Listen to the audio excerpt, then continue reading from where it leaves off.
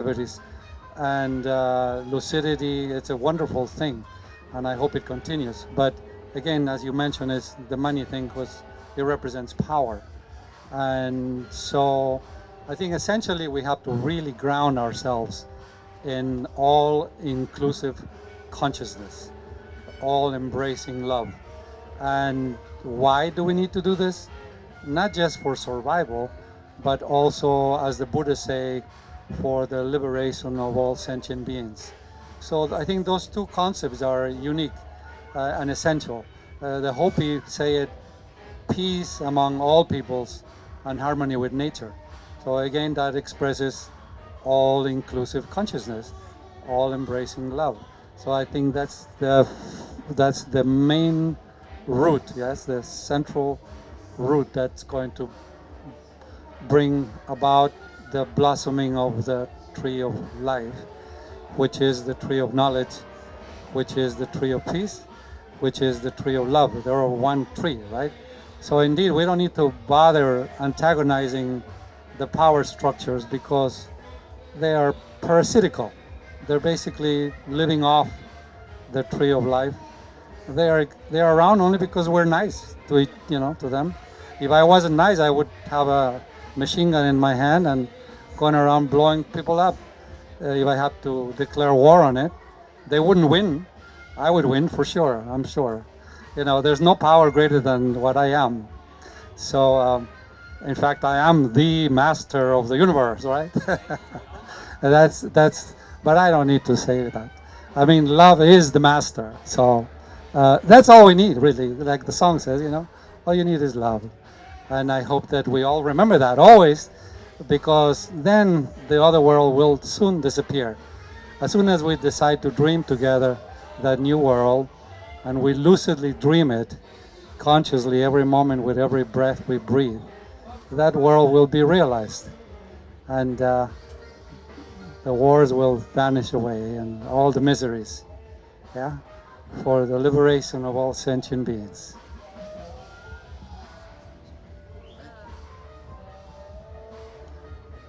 I have a question about fierce egalitarianism and how anthropologists have determined that many nomadic tribes, indigenous tribes who are similar in many ways to what our ancestors may have been, use a system of fierce egalitarianism as a means of distributing wealth amongst them. And how would you see that, or would you see that at play in the future Ecotopia?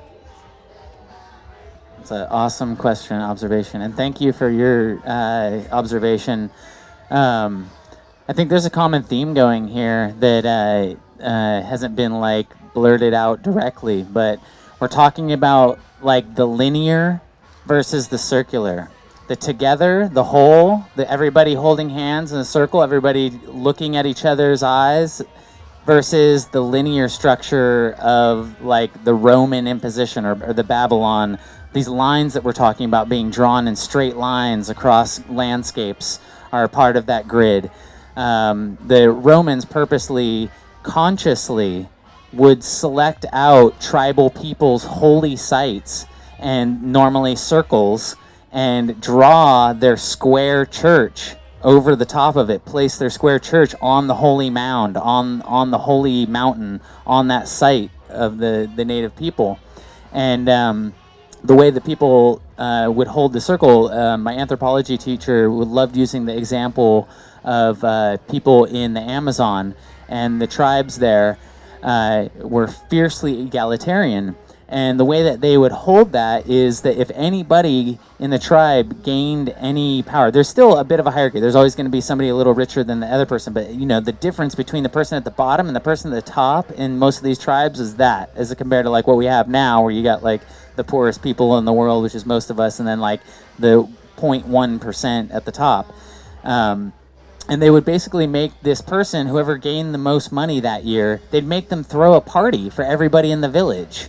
So they'd use up most of their resource that they had gained and spread it through the entire community by throwing this awesome party and providing all of the food and the gifts for this stuff.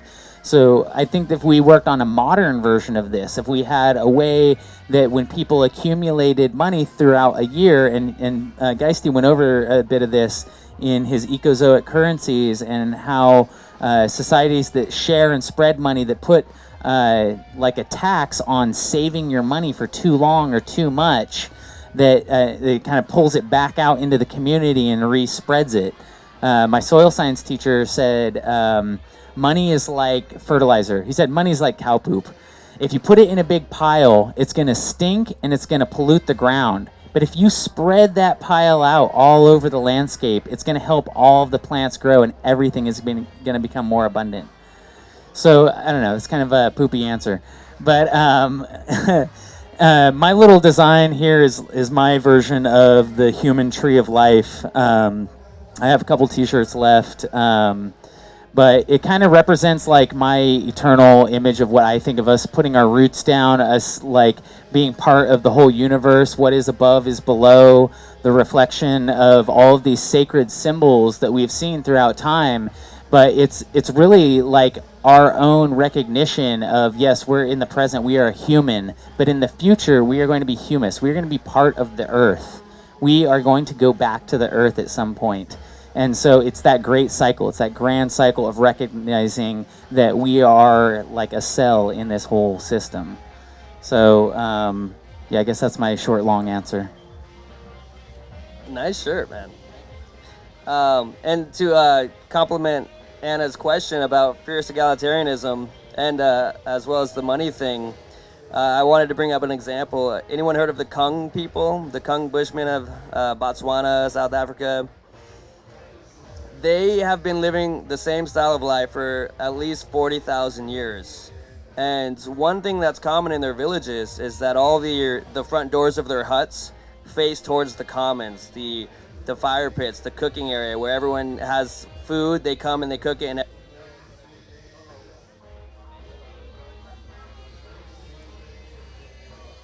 there we go, my bad. So everyone has the fire pit and everyone knows what everyone else has. When money was first introduced to the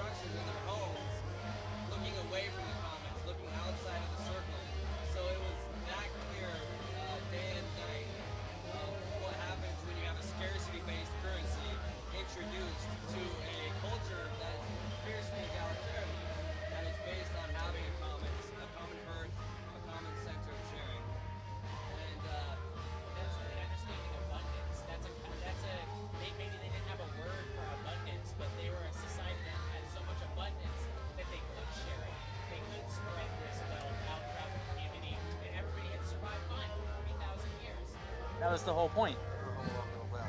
Okay. Ooh, back on. Yeah. So yeah, this whole sharing, this whole spreading of this energy and giving back is, I think, part of one of the human tools that has enabled us to survive all these crazy climatic changes for tens of thousands of years, and has created these awesome egalitarian societies that is really like the base of us. It's something that I think has been stripped from us from people like the Romans and people that decided to conquer over tribal peoples and spread this like, I don't know, I call it the Babylon mind virus, because it creates this idea of scarcity. It creates this idea of division, of separation, of like basically drawing lines through things, like drawing a line in the sand. So I think part of this journey isn't just monetary and isn't just physical architecture. It's human consciousness. It's us being conscious of what we want and speaking it, like in democratic systems. Yes, Fatima, do you have a question?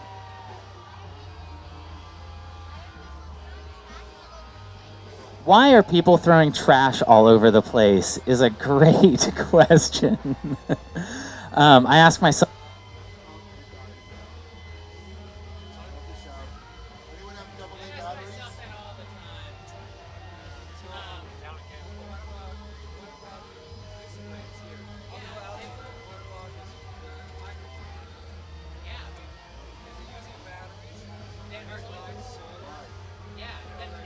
big part, and this is, I want this guy to help me with this issue and this problem of how do we actually create a renewable festival?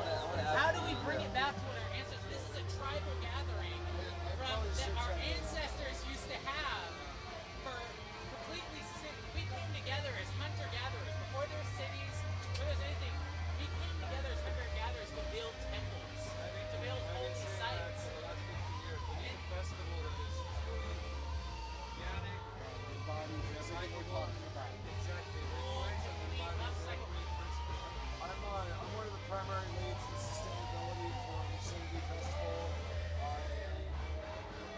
I'm a professional sustainable event service provider, and in this realm of festivals, I'm one of the pioneers of really evolving our behavior within our created environment in order to actually use the tools that are available to us today to actually transform what's happening.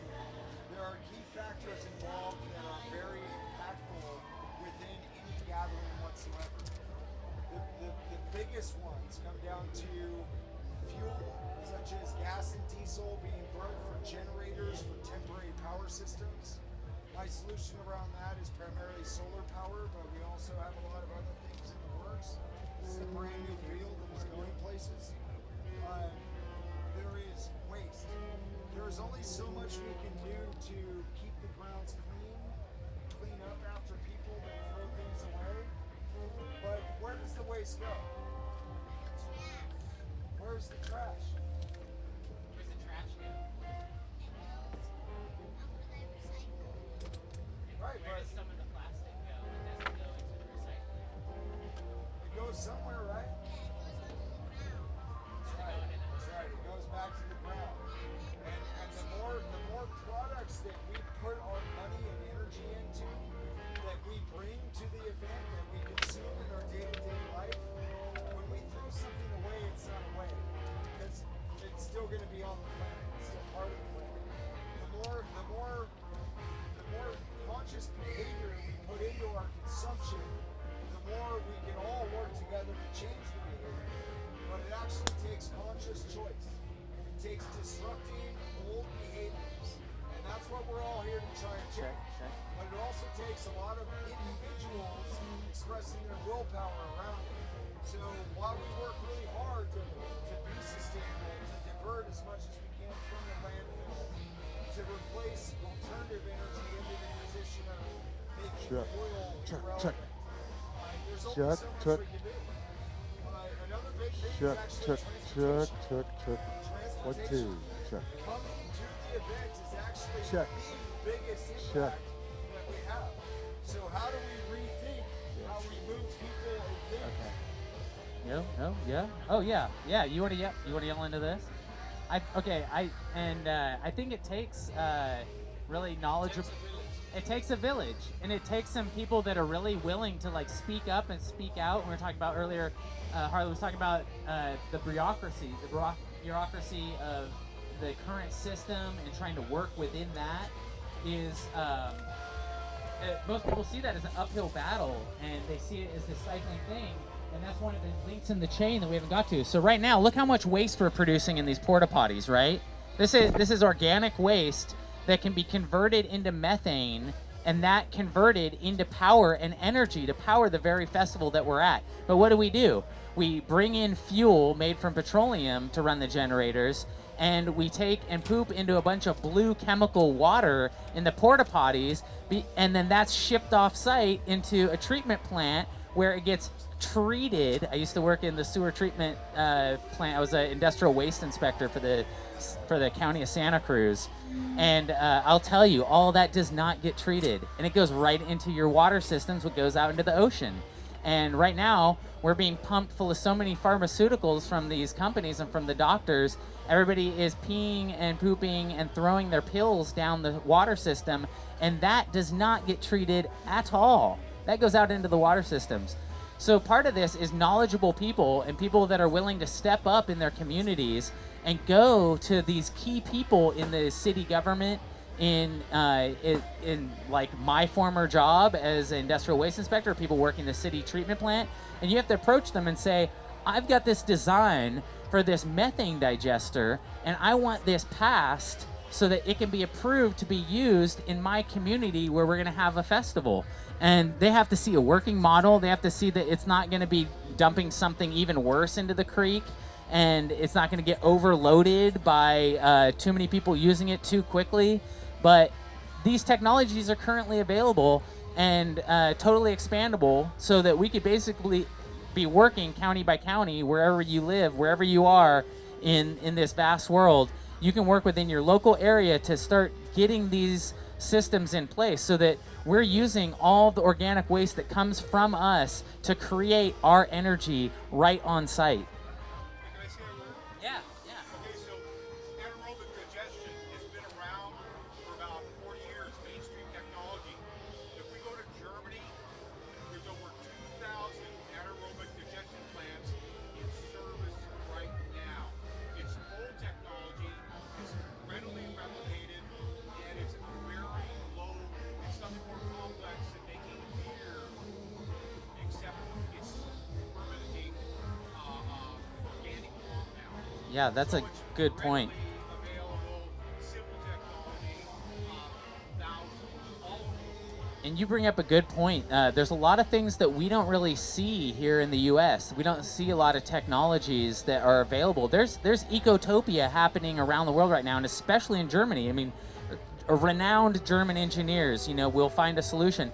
And they like stuff that's very redundant, very simple technology that uses physical changes for the most part, physical technologies that manipulate chemical things or chemical processes, so that they don't have that same bias for trying to create planned obsolescence like the engineers in this country have been programmed to do. They've been told, if you want to keep your jobs, you got to make something that's good, but not all the way good. You've got to have something that's going to break or wear out eventually, so that you have your job to create that part that needs to be replaced.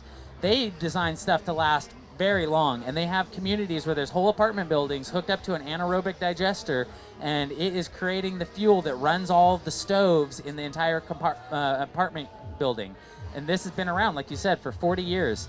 So there's definitely examples to look at, and ways to expand on those examples with the new technologies that come out. Cal Poly University, even when I was there, was working on big balloons that went over their methane, their cow waste ponds, that would collect the methane and run it through a micro turbine compressor that would then run it on a little generator. It would spin a turbine wheel with the methane that it was burning to generate electricity. It was a micro electric plant right there next to the cow waste ponds. So it can be done with large-scale, small-scale agricultural systems, and the technology can be perfectly upscaled. You just build it bigger. We had a whole methane digester tank, this giant tank at the sewer treatment plant in Santa Cruz. We would try to create methane and anaerobically digest as much material as we could that was passing through. And yeah, there's actually a whole Ecotopia movement in Europe. They go on Ecotopian tour bike rides throughout the country, which is, as much as there is these physical borders in Europe, they're much more fluid. They're kind of like the states in the United States. There's high-speed rail systems that already connect all these various regions in Europe, and they have walkable cities that weren't based on vehicles, they're based on cars. So they're based on horses and pedestrian traffic. So Europe is actually a wonderful model to look at, to where we could scale down to or scale up to, whichever direction in your high rise you're looking from. Yeah, luckily, much of the old world was built before this Henry Ford mechanism came into existence, to our unfortunate detriment on this side of the pond. And like you said, poop is gold. And we actually need to become potty trained. We've been patted on the back when we were like 4 or 5 and told that we were potty trained, to our which was a lie actually, because we are having our poop shipped off and then sold back to us as electricity. Fatima.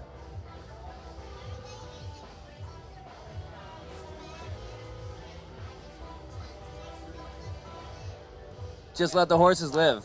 I agree. I like rewilding. Anna, I saw your hand up earlier. I was hoping to not lose your question.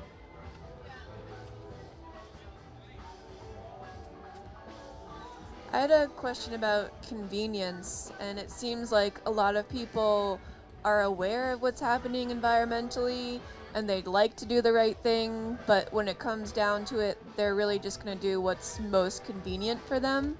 And like people have different standards of that. Like there's some people who will go more out of their way to like bring their cloth shopping bag or their reusable cup. But then there's like, I don't know, just how to make being eco-conscious and conscious of Gaia like more convenient and bring that to a wider audience and more people. We got to make it really cool. Color coded and cool.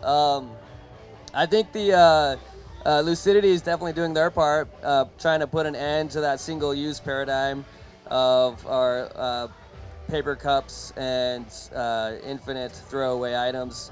They don't even have flyers here, if you've noticed. For their own festival, they put up the one signs for all the speakers and